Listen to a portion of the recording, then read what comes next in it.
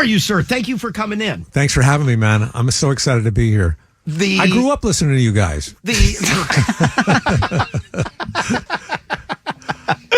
Where is home? Home was Connecticut. Home was Connecticut, Bridgeport, Connecticut. Not proud of it, but it like went bankrupt a few times. A couple of mayors were indicted, But I always wanted to come from a town that had like a little gazebo, like they had the parades, 4th of July, right? But this was Bridgeport, so now I live in Los Angeles. That's my there home. You go. Yeah. But I feel like, even though you get so associated with New York, you've been in LA like forever. Yeah, I've been there, since, the 1900s. I moved out there. But I did go back and forth to New York. It was like school for me, college. When I was doing SNL, right. I would go there it would be like around end of September, and I go to my apartment that I kept there. I rented it, and I open up my closet. It was all the flannel shirts. They're going, oh, yeah, man, here we go. It was like a school year. And then we'd wrap it up like around May. Go back to LA. Like, I only think of you as ever being famous. Like, I just feel like, no, I'm being serious. Yeah. I just feel like Kevin Nealon has been famous forever. They call that a legend. Kevin Nealon is a goddamn legend. Yeah.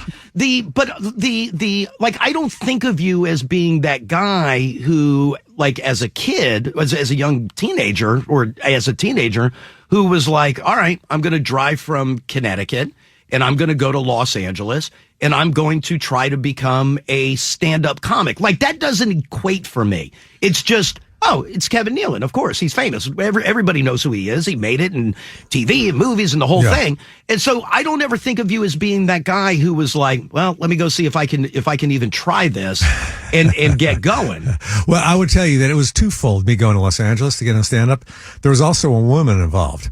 There was a woman I met in Italy. She was studying abroad. This is when I was 24, 25. Right. And we kept in touch. And she went to Gonzaga. And we're keeping in touch. And I'm going to go to Spokane on the way out there. I'm going to sweep her off her feet. She's going to come to L.A. with me. And I'm excited. Wait, so you're going to go Connecticut to Spokane. Down to L.A. Down to L.A. with this obviously lovely woman who went very, very lovely. I was so madly in love with her. We would keep writing letters to each other, like every week. And so I get to Spokane and I go to her apartment. I knock on the door, no answer. Knock on the door again, no answer. I wait for like an hour, nothing. So I take off. And a couple years later, I found out that another guy that was going to school with her in Gonzaga, had a crush on her, and he knew that I was coming to Spokane to see her, so he swept her away from there. He took her away somewhere, and I never got to see her. And they've been married for like 45 years. Shut up! Have they really? They have 2 grown kids. Oh, that bums me out. Well, I don't think it's going to last, but still, I'm around for it when it doesn't. In my mind, it was like, great. I went away with this guy.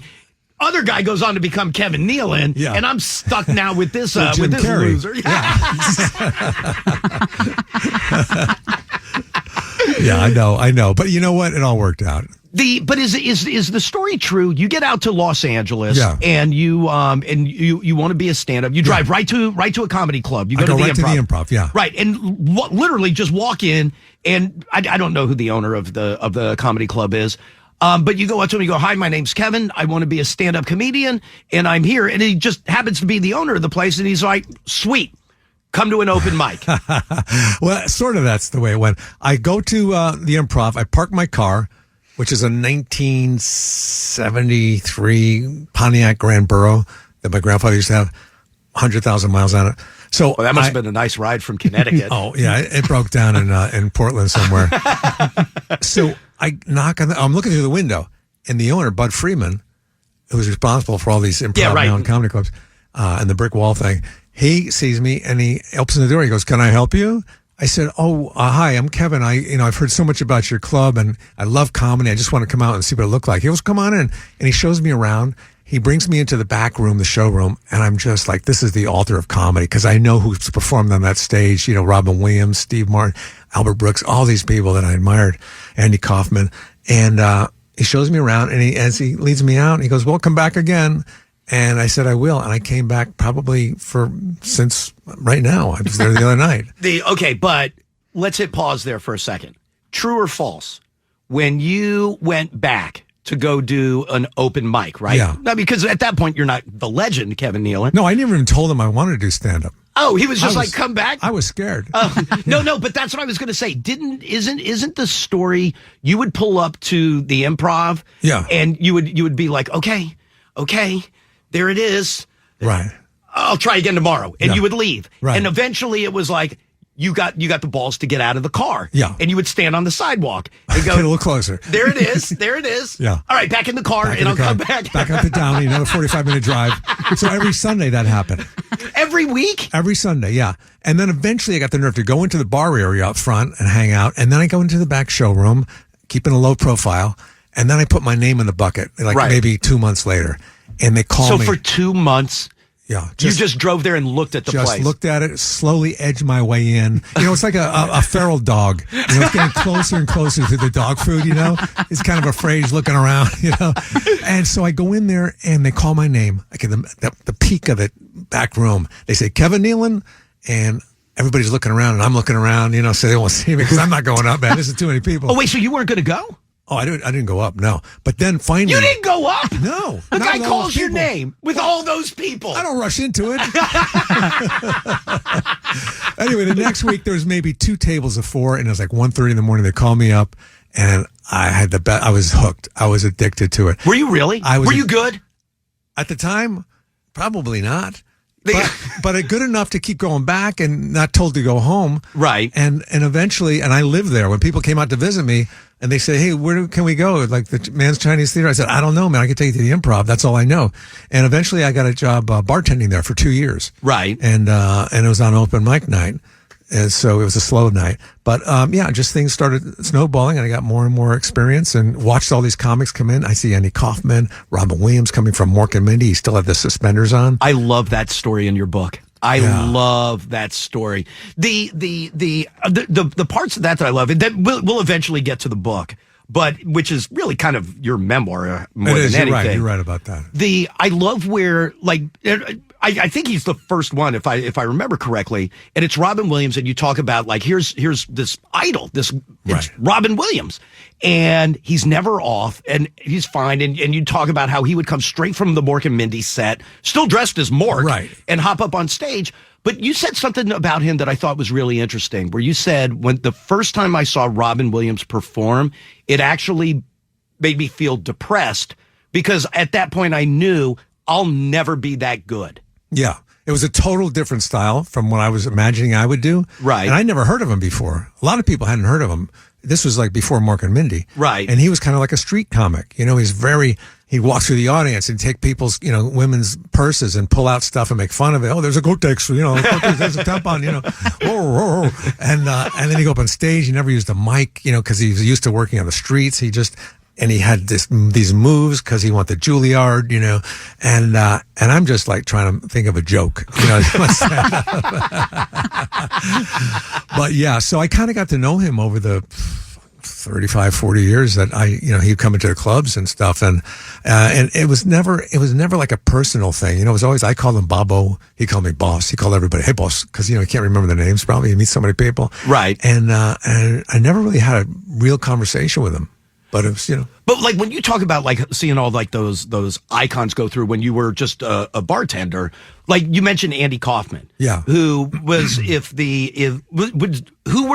you were back home in Connecticut and you were going to make minus the pit stop to go grab that woman, but you were on your way to L.A. because you were going to be a comic. Stand-up, yeah. Who was the Mount Rushmore for you?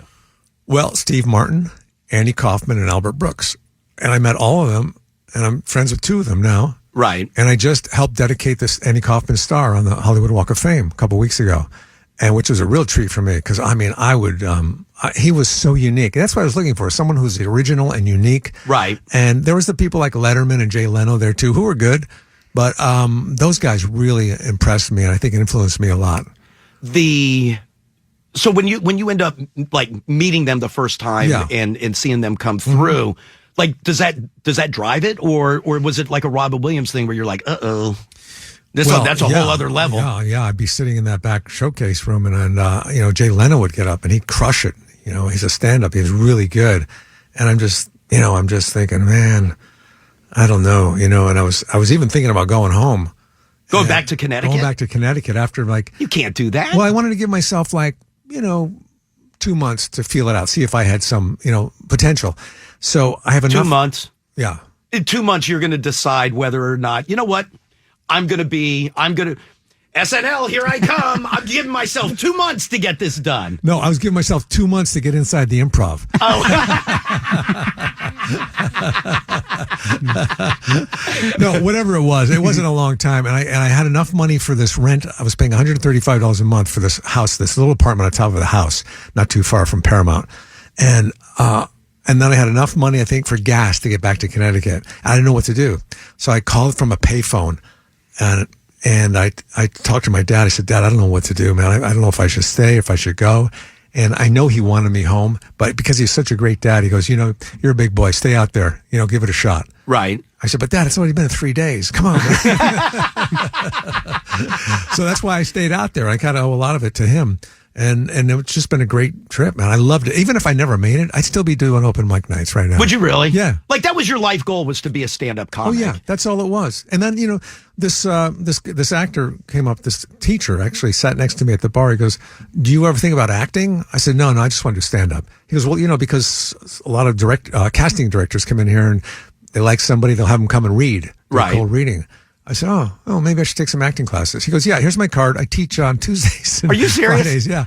And so I started taking a lot of acting lessons around town. Right. And I learned how to do cold readings. And then that just snowballed. I started getting commercials. I started getting guest parts on TV shows. And then SNL came along and I was ready. And what back me up before SNL?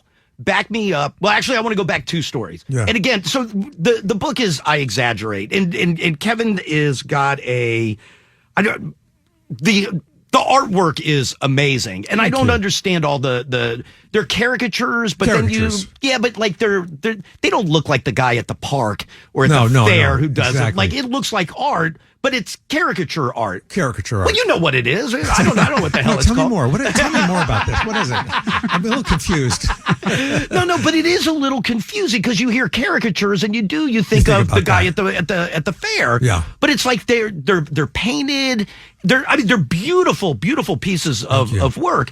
But in the book, it is a picture of somebody famous. Right. And then it'll be your connection to them. It'll be a caricature of them, and then if I know them, I'll talk about my experience with them, how they're friends. Chris Farley, whoever it is, Robin Williams, right? David Letterman, whomever. And I thought that would be interesting instead of just having pictures. So there's about 60 paintings in here, right? With different, and not everybody likes their painting. Are you serious? I've run it by a few. In fact, when I was who doesn't like it? Well, I was doing the book tour, right? And I probably shouldn't tell you this because I might get back to him. But so as a courtesy, I asked a few people if they wouldn't mind me showing their paintings, in the talk, Jimmy Fallon, whatever. And Jim Carrey said, no problem. No problem. Steve Martin, no problem. And then I sent one to an agent, and the agent hated it. And he hated it, and his wife hated it. Everybody hated it. Right. So it's Christopher Walken. Yeah. And it's a great picture. It's a great character, I think. He said, under no circumstances can you use this to promote your book. But, I feel bad that he didn't like it. But, it's in the book already. What am I going to do? I start ripping out every page in the book. No, but you know what? It's funny. That didn't even dawn on me. Did nobody in that book know that they were going to be in the book? No. No. And nobody even knew that I had sketched their picture because I was afraid to show them. Right? It's like even on airplanes, I sketch people on the other row, right? And they're sleeping usually, and I sketch them, and I never show them. And then that's what's in the front of the book. It's just people sleeping on airplanes, right? But yeah, how I learned it, it was subconsciously. I was in my bedroom, and on the wall, which I could see at night, laying in bed, were 2 caricatures of my parents done by. So this is like when you were a kid. When I was a kid growing up, and they were really done well, not by these people in fairs. And it's Parisian artists with pastels, different colors. And I would study those every night. Just subconsciously, I'd be looking at it and think, oh, yeah, look at her tits aren't that big. So that's where a lot of it came from. And then growing up, I like to doodle. During SNL, during the table reads, I'd sketch who's ever across from me, whether it's Farley or right. whomever. And then I did Howard Stern once. And right. He goes, man, I like these. You should color them in. Right. Color them in. I started coloring them in, and I started spending more time with them. And I took a lesson from this guy on Instagram, Paul Moyes, his name is. He lives in England. Right. And I learned some of the basics from that, and just started watching these other Instagram things, and just learn from that. So like you said, you're sitting at SNL and during like the table read where they're going through and stuff. But you mentioned Farley. Yeah. Was he, and I hate to be that guy, but I don't know anybody that's ever run into him that was like, not really my cup of tea. Was he the greatest? He was great. I think he felt like he wasn't enough. Really? Yeah. He always felt like he had to make people laugh. He always had to get you to laugh. And that's a lot of work. Not that I do that. But, So I remember the day he got off the elevator, Studio 8H, and he was so excited. He was I could feel the vibes coming from him.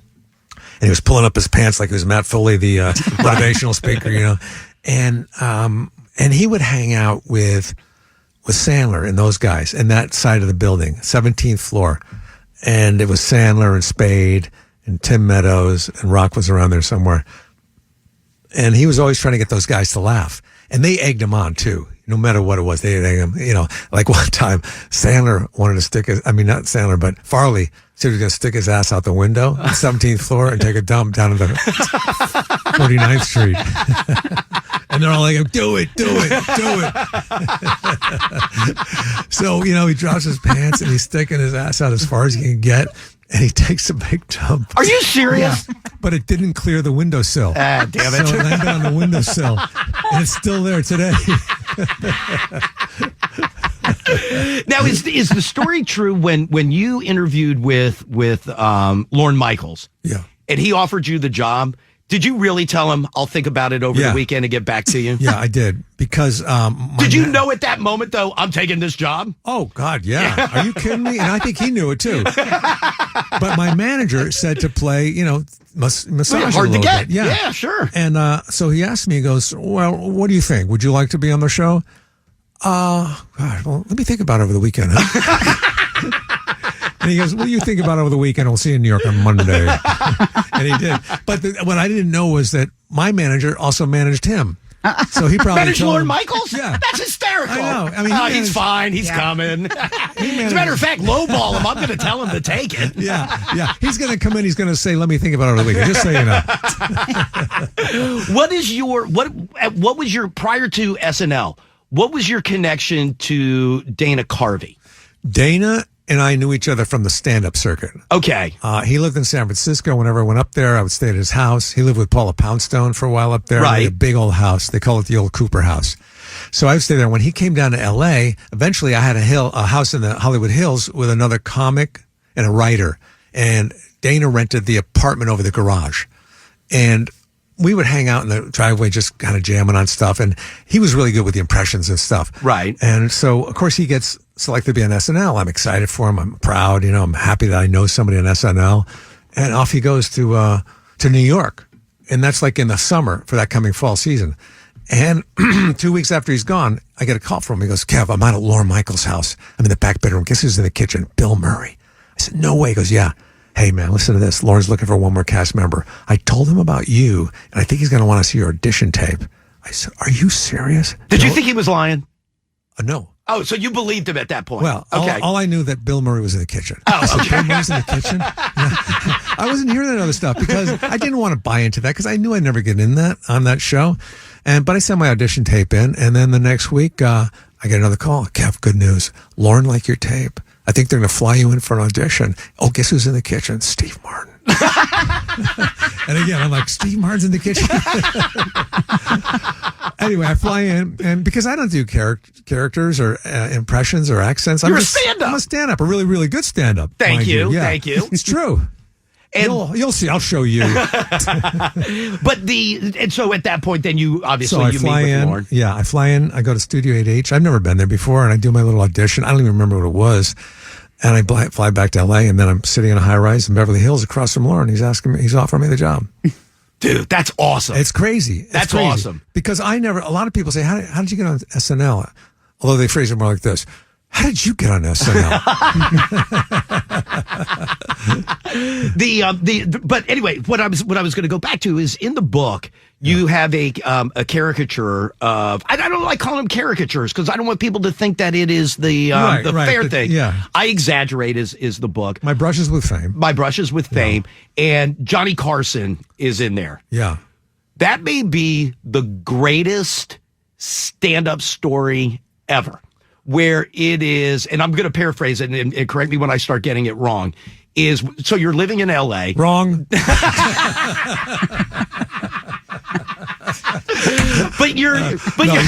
right. I'm living in L.A. No, but you would drive to the Tonight Show set almost every day. Right. It wasn't far from my house, like maybe a half hour, and there was a line out front.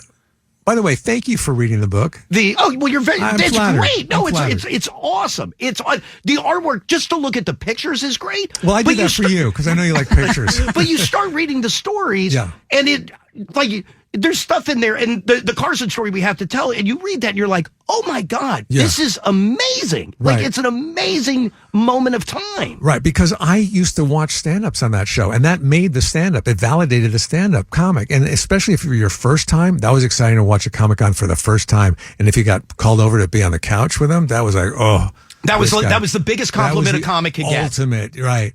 So I go there.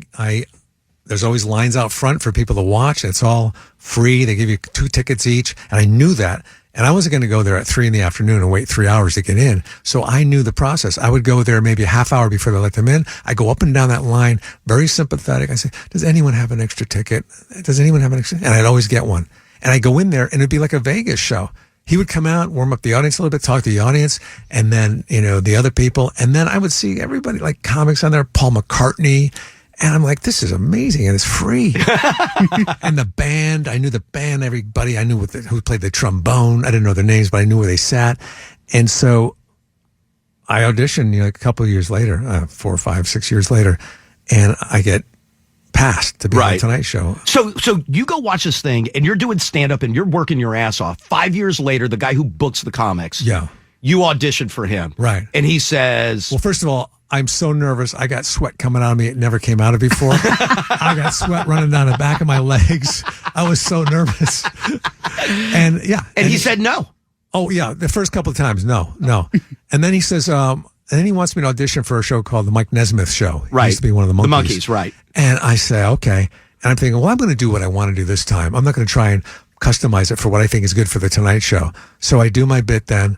And he calls me the next day. He goes, well, I got good news and bad news. The bad news is I don't think the Mike Nesmith show is going to be right for you. But the good news is, well, I'd love to have you come on The Tonight Show. What? Sorry, monkeys. Yeah. And that's great. You get there, you're nervous wreck. I got like 4 days to prepare. Right. And all I could think about was my 5-minute act. I could be talking to you right now, and I'd be nodding my head like I'm listening, but really you're just running through your 5 minutes. Over and over and over. And I drive there, and I can't believe I'm going to be on The Tonight Show. I pull into the parking lot. Do you call everybody you know? Pretty much. Yeah, I'm going to be on The Tonight Show. I'm going to be on The Tonight Show, sure. Which was scary, because, what if I bomb? They're all going to know, right? And I pull into the parking spot, and I see Johnny Carson's car. It's right next to mine. He's got a nice car, like a Porsche or something. What do you got? I had like a Datsun 210 butterscotch color, no radio. There you go. No AC. Yeah. And I get out of my car and I hit his car really hard with my door just to let him know who's boss, And I go in there and I can't believe it. I thought, I don't know how I could do this, but I have to do it because I've been given the opportunity. If I don't do it, I'll always regret it. So I go into my dressing room, I'm getting changed, and I'm literally shaking. And then they take me to makeup, putting the makeup on me, and then Carson comes and he sticks his head in there and he goes, hey, have a good show tonight. Good luck. And I said, girl, that was Johnny Carson. Talk to me. And so I go behind the curtain. It's time for the stand-up to come out. I think Michael Landon was on before me from Bonanza. Very nice. Very nice. Ooh, it was a home run night. That's right. And then they're away at commercial. right? And I'm standing there, and this talent coordinator's trying to make me feel good. His name was Jim McCauley, and he's dancing. He's like a little Irish leprechaun. And I'm thinking, this is making me more nervous and distracted than if I could just do it in my head, right?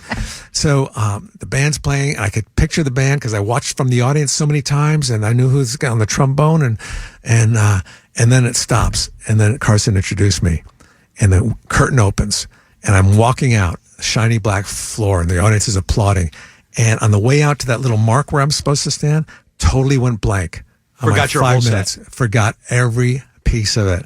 And I know Carson's over there and Ed McMahon. And I get it, and the audience is still applauding. And finally it dies down. One clap left, and I remembered my act. And I started doing it. And people are laughing, and I got applause breaks. And in my head, I'm floating outside my body thinking, I'm on the Tonight Show. Right, sure. Carson, I can hear Carson laughing. You're doing good. Keep going. And so I finish. I'm so happy. And I walk back to the curtain. Johnny gives me that little okay signal. And I think, okay, I guess I'm not getting, this is my first time. And little did I know, also all the people at the Improv where I came up are watching the TV out by the bar whenever somebody does their first Improv. Oh, that's awesome. The first Tonight Show. Tonight Show. So they're all watching it, and they applaud afterwards. And then I go behind the curtain, and the talent coordinator, he says, that was great. That was great. Okay, hang on here. I think Johnny's going to want to see you on panel, on the couch. I said, what? He goes, what else can we talk about there? I said, get out of my way. Johnny wants to talk to me. I don't need you anymore. But I love the idea that you, like, for years you went and watched, and then we're told no. And then on the walk out there, your big moment. Yeah.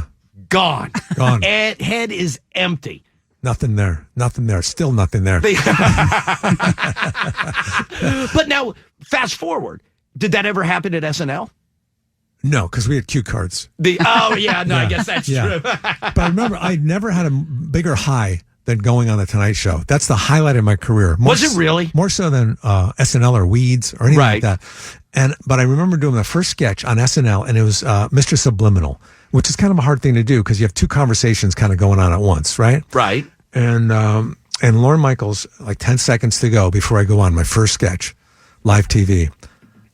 He comes up to me, he puts his hand on my shoulder, and he goes, are you sure this is what you want?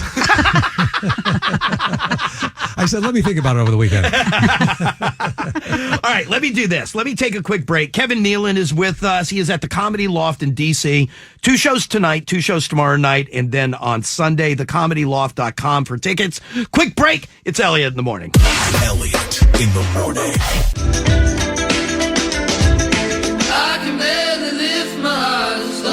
It's Elliot in the Morning. Oh, sorry, Kevin. Were you getting ready to tell me something bad? I was just going to say, were you good at school? Yes. I'm guessing no. Oh, really? Yes. You're guessing no. No, I would just say I did 6 weeks of college, but I was very good. No, that is true. But no, I did very well in school. I was an honors student, thank you. For 6 weeks? No, in high school, I was an honors student. Yeah, no, 6 weeks, I left college and moved to Los Angeles. Oh, right. Yeah, exactly. Okay. No, right. But you were garbage in school. Oh, what? No, I'm asking. Not garbage, but you weren't a great student. I wasn't great, but I was likable.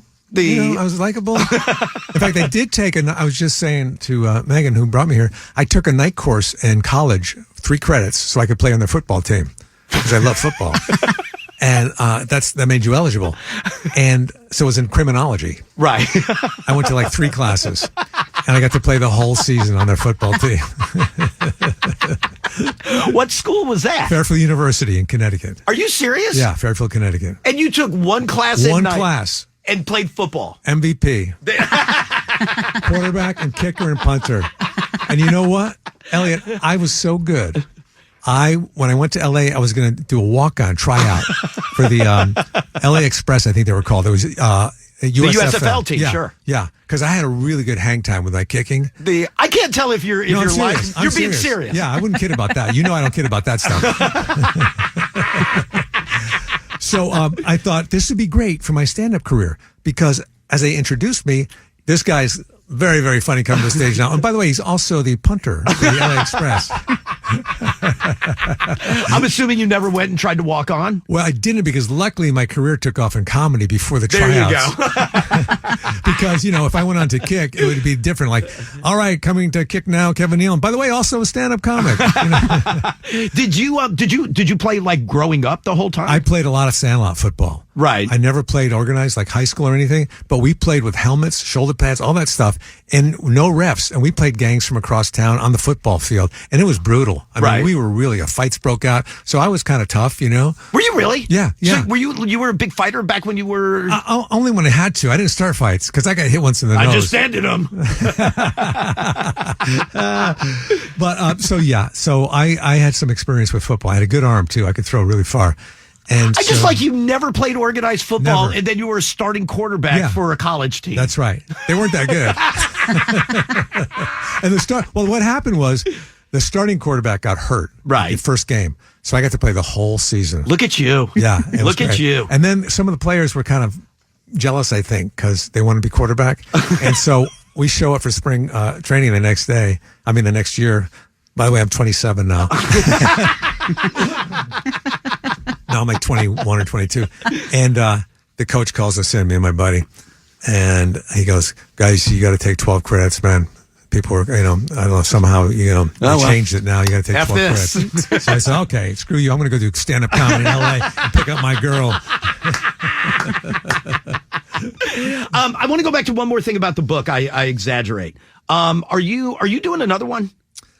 I guess I will, because people are saying, why aren't I in the book? And Right. I said, because you're my friend. You don't want your picture like that in there. So now people are asking, like, hey, put me in. Yeah. It's funny, I start these things where people don't really notice. Right. Like I do this hiking show too, right? So good. Thank you. So good. And I started with nobody knew it. And now people are calling me, hey, can my client get on your show, on your hiking show? Are they really? Yeah. And, I'm in that position now where I think, I really wouldn't be right for my little hiking show. How do I say no in a nice way, You know what? I'm sorry, Jim Carrey. It's just not right. But what started? I think I know the kind of the history of. I can't remember who you were talking to. Maybe it was Conan O'Brien, where it was like, wouldn't it be funny if like you were out of breath or like you couldn't breathe? Well, no, like, what during happened an was interview? I called my friend Matthew Modine. Matthew Modine, that's it. Yeah, and I say, Matt, you want to go for a hike? He goes, yeah, sure. So we go to this. So you're a big hiking guy to begin with. I don't even wear hiking boots. It's sneakers. I'm walking up these. You're walking on a trail. Yeah, trail. Right. And some of them are difficult.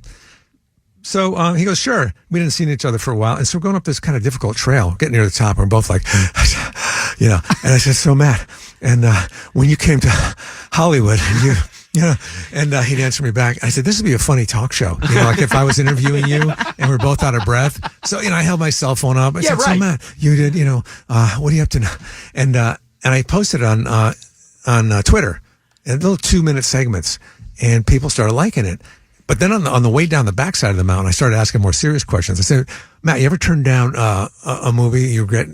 Did you turn down? You go, oh, God, a lot of movies. After Full Metal Jacket, I was turning down everything. I would turn down, The Wolf of Wall Street, the Charlie Sheen part, Tom Hanks in Big, Michael Jay Fox in Back to the Future. I said, you idiot. I posted that too. So, so then it kind of snowballed. And I said, he actually said, you should do this every week, hiking with Kevin. I said, yeah, it's a good idea. So I started doing it more and more, little 2-minute segments. And then I eventually stretched it out. I got a better camera. Right. I got a drone. Right. I started editing myself, and now it's a job. Now it's a job, man. Now it's a job. But I love it. I love doing it. I hike with everyone from Tiffany Haddish, Nora Jones was on, Paul Rudd. Who was great? Who was really, really good? Who? And and maybe it's because I didn't know what to expect. Julian Lennon. Yeah. That was, and again, I just don't put him in and first of all, I love hearing like when you two were hiking and he says, or you said to him, do you remember the first time we met? And it was at like some club or something in Vegas. It was at the premiere of Love, that Cirque du Soleil show. Oh, that's right. Yeah. That's right. But like, again, like, I don't know why, but like, number one, I didn't know what to expect from Julian Lennon. I didn't either. I certainly didn't expect to know that like you two hang out. at the Not opening a of lot. Love. Yeah, but I met him there, opening Love. But then my favorite question was asking him who his favorite Beatle is. Oh, right. Like, that's hysterical. Yeah. But it's just like, and then there's other ones like Nate Bargatze and stuff like that where you're walking along. Do people know who you are when you're walking? I mean, you do. You have like the stupid selfie stick. I got the selfie stick with the GoPro at the end. Right. Yeah, a lot of times. I like when the trail gets narrow. Yeah. And you're like two old women, like kind of just shuffling your way through. Yeah. And I'm the one out of breath most of the time. But yeah, people do recognize, or they'll come up and say, "Oh my God, I love your show. I got to keep doing them." And I say, "Well, all right," because I always think every show I think, "Oh, this is the last one, man. This is a pain in the ass." But if I hike with like Jack Black, who I hiked with, people are stopping like every 10 minutes. That's why I don't go on a weekend, because there's more hikers out there on a weekend. But I hiked with Caitlyn Jenner one time, and because I used to know Bruce Jenner, right? And my favorite question to ask her was, "Caitlyn, if you could change one thing about yourself, what would you change?" She didn't get it. So is that going to keep going? I feel like we've slowed down a little bit on releasing episodes. Well, because of the pandemic. No. Oh, you're playing that? Come on. No. We took a year and a half off. Right. I say we, but it's just me. But also because of the writer's strike. Right. Like when I'm introducing them, I can't promote whatever they're doing. Oh, that's talk true. about it. That's true. And a lot of times that's part of the thing there. Can I ask you this though? Like there's Kevin Nealon, the writer. There's Kevin Nealon, the actor. So you kind of get hit on both sides. Your wife is an actress.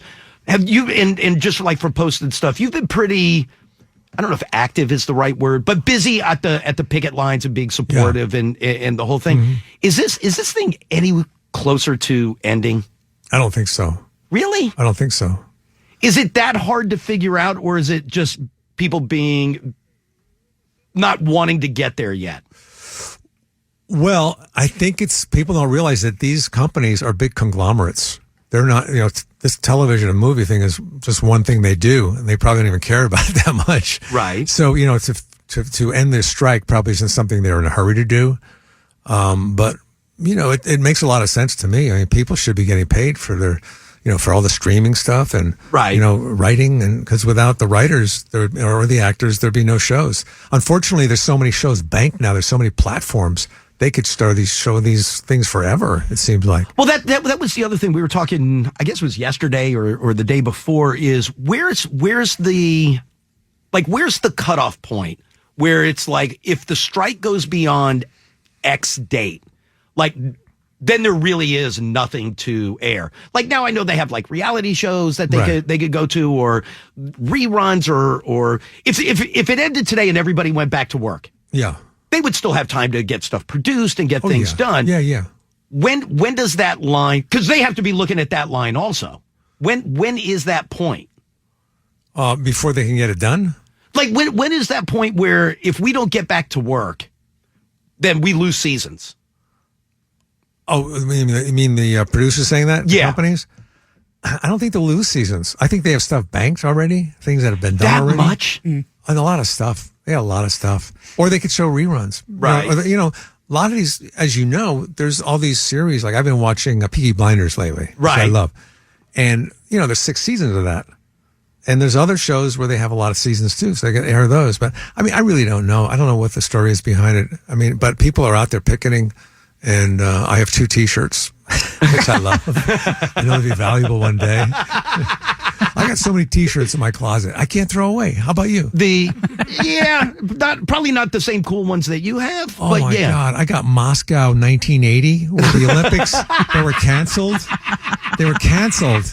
And the shirt's like 2 sizes too small for me. But I stay with it. I keep it. I got concerts that I went to. Are you a big music head?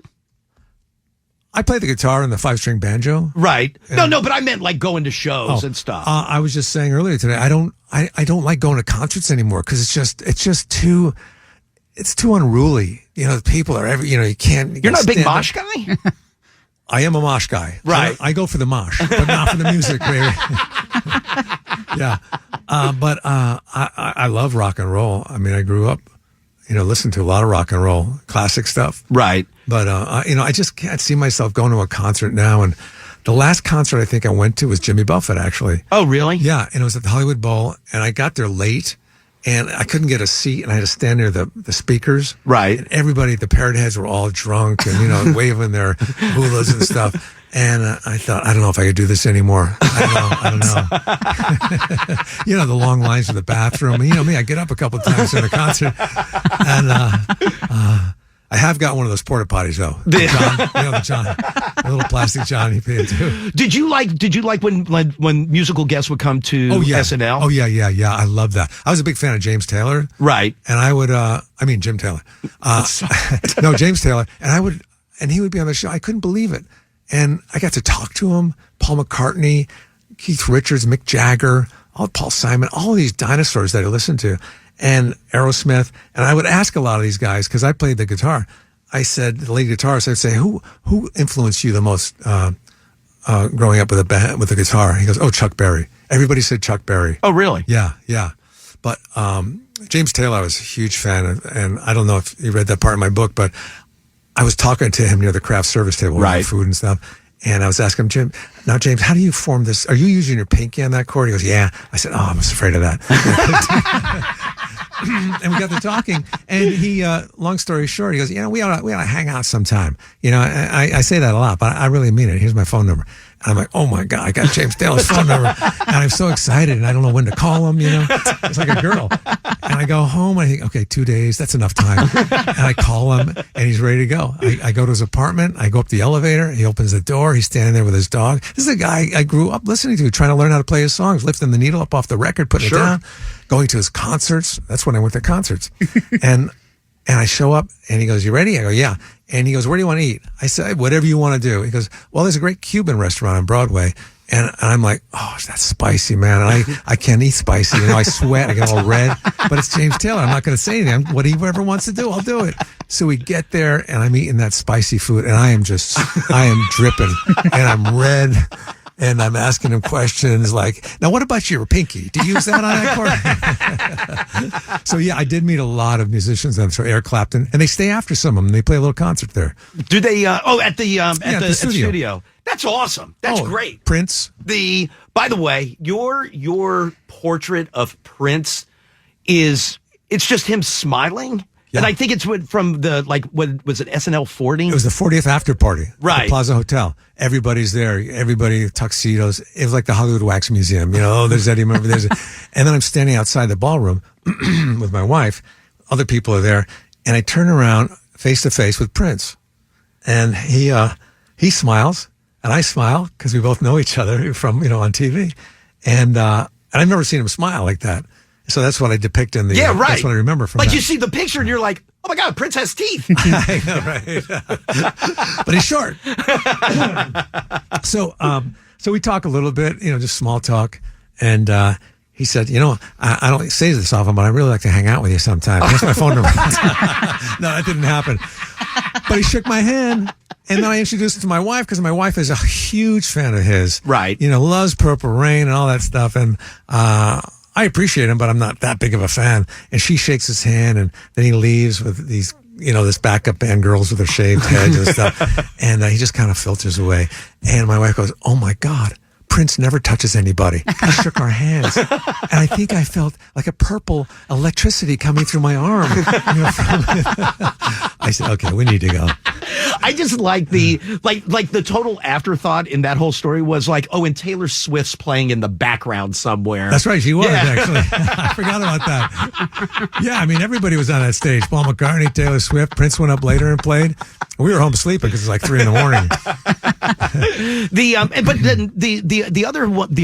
other portrait that I really liked, portrait or caricature that I really liked, and you posted it after he died, was the Pee Wee Herman.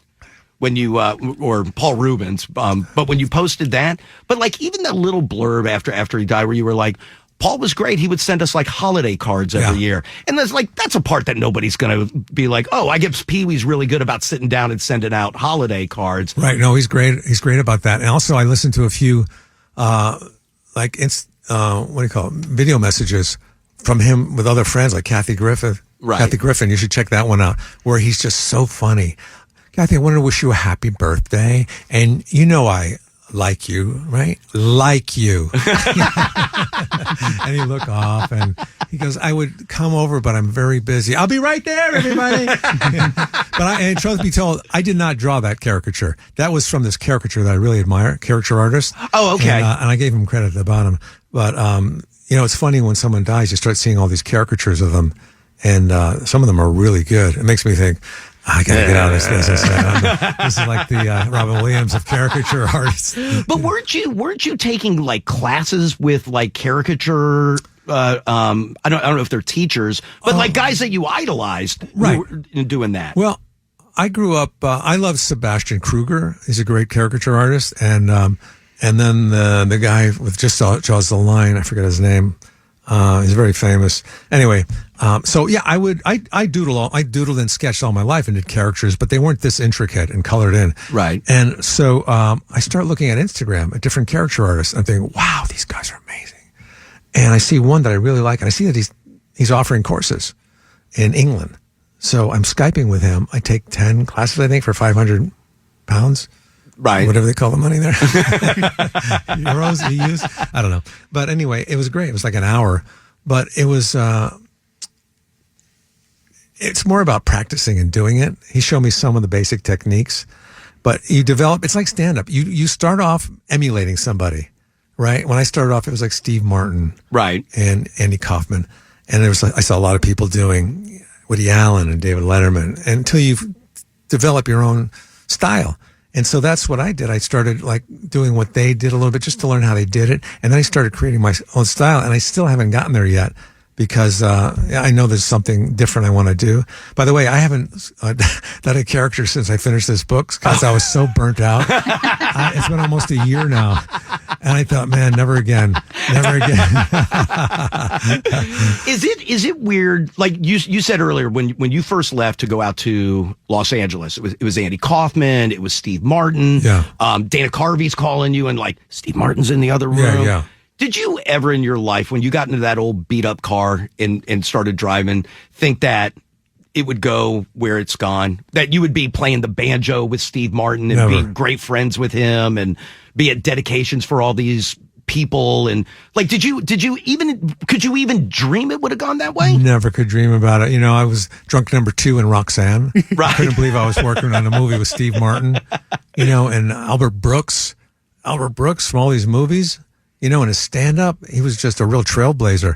And now I'm walking with him at night. We do a little walk and we'll be on the phone for hours talking about medical issues. How's your heartbeat? What's your blood pressure? I don't check mine. What's happening with that? And I can't believe it. It's like Albert Brooks. So you still allow yourself to pinch yourself and go like, oh yeah. my God. Oh yeah. I'm still, I'm intimidated. I usually am comfortable going up to everybody. I might be a little. I feel like you know everybody. I feel that way now too. I don't know some of the people coming up now, like Jennifer Lawrence, those kind of people. Right. But I remember I was in a little cafe, pizza place in my neighborhood, and this back room I usually sit in. There's maybe 8 to 10 tables. It's a little Italian restaurant, and it's just me back there with my buddy, and we're eating. And there's another couple over by the window, maybe 2 tables away from us. And my friend goes, "Is that Julia Roberts over there? And Julie Andrews?" And I look and go, "Yes, it is. It is." It's like I'm a tourist now, And I'm looking and they're talking and we get up and I'm thinking, should I just say hi on the way out? Because maybe they'll recognize me. It's like I met Bill Clinton once, a couple years ago. I think he's going to recognize me. I go up to him. He has no idea who I am. It only took me like 2 seconds to realize that, So on the way out, I pass them. I'm thinking they're going to recognize me. I pass Julia Roberts and Julie Andrews. They're in such a a deep conversation, and I couldn't walk up to them because I don't want Julia Roberts saying, "Excuse me, we're having a conversation here." We're having a conversation. I do this radio station in Austin once a year. This DJ down there, and I've been doing it for like 10 years. And afterwards, we always go out for lunch somewhere. And the last time I was there, about a year ago, we go out for lunch, and after the show, and I'm sitting there talking, and he goes, "You know what I noticed? you're not getting recognized as much as you used to. Thanks, Dick. Yeah. I said, you know what? You're right. I didn't think about that, but you're right, and I don't mind that. But is that just part of like you can't like you play the banjo, right? You play the guitar, you do artwork, you are a stand-up comic, learning Spanish. That's what I was going to say. Like you don't you take like Zoom classes to learn how to speak Spanish. Can you just not sit still? No, you can't. No. I mean, I'm sitting still now, but my mouth is flapping away, you know? Why? So you were just like, I want to learn to speak Spanish? Yeah, I've wanted to do it. I'll tell you, when I turned 60, I'm 59 now, but when I turned 60, I said, I'm going to start doing the things that I've always talked about doing, never got around to doing, and this is it. It's showtime. I mean, I can hear the clock ticking. So I started taking Spanish twice a week on Zoom, and I started learning how to play the piano. I started drawing, sketching and painting, and just all these things, picking up the banjo again and playing more of that. And I just like to stay busy, and I'm editing the hikes all the time. Right. And it's really, I've noticed that too. I've noticed that it's hard for me just to sit still and not do anything. I've had a book I wanted to read for about 3 months. I bring it everywhere with me. And it's all worn out. Like I've read it 5 times, but I haven't. It's just all weathered, you know? And there's the other thing I want to do is I wanted to start reading all the classics that I either never read or couldn't remember that I read. Like the old, like high Tom school Sawyer, books? Right. Yeah, Catcher in the Rye, all that. Hemingway. So I got this book called The Sun Is Also Rising. I think that's what it's called. No, it's The Old Man of the Sea. The Sun Also Rises. I think, yeah, it's called The Sun Also Rises. And I've read like the first chapter like 10 times because I keep forgetting. Right. And I open it up again. I go, okay. I don't remember this from last time. Yeah. So, but that's me trying to slow down a little bit. Right. You know, and, but I do meditate. Do you really? Yeah. You know what? Yeah. Good for you. Good for you. It's only a minute a day, but still. No, it is good. I try to do it twice a day, 20 minutes. And yeah. And I'm working on my posture. Sadly, not joking. Yeah, sadly not joking. And I'm trying to get down the number of times I pee at night. Wonderful. And stand up, but stand up you'll never stop doing. No, I never stopped it. It's what all I wanted to do. The other acting stuff came, with Weeds and SNL. That was just out of nowhere. Right. But the stand up was it. That was all that mattered. That's all that mattered to me. Right. It's led to a hell of a career. Yeah, I've had a great career, and I love doing it. I'm always trying to evolve with that too, just like the painting. Right. I want to what's next? What can I do next? Do you what's write different? every day? No. No. You know when I write a lot is when I'm hiking. Do you really? Yeah, when I'm alone, right. I will like think of so many things. I don't know what it is. It's just so creative. I don't know if it's the endorphins or the fresh air, but I think of so many like ideas. And also, I remember when my parents were dying, I'd be on the trail, and it's great because you could really let your emotions out. And I'd be crying on the trail, thinking about them crying, and then somebody else would be coming the other way, and all of a sudden I stop crying. Hey, how you doing, man? How you doing? After they leave, I look back. Okay, they're gone. Because you don't want to show your emotions. All right, go see Kevin Nealon, the Comedy Loft. 2 shows tonight. 2 shows tomorrow night, and on Sunday, dccomedyloft.com to get your tickets. Dude, thank you so much for coming in. Thanks for having me, man. This is great. You're fantastic. Really appreciate it. Thank you very much. Thank you.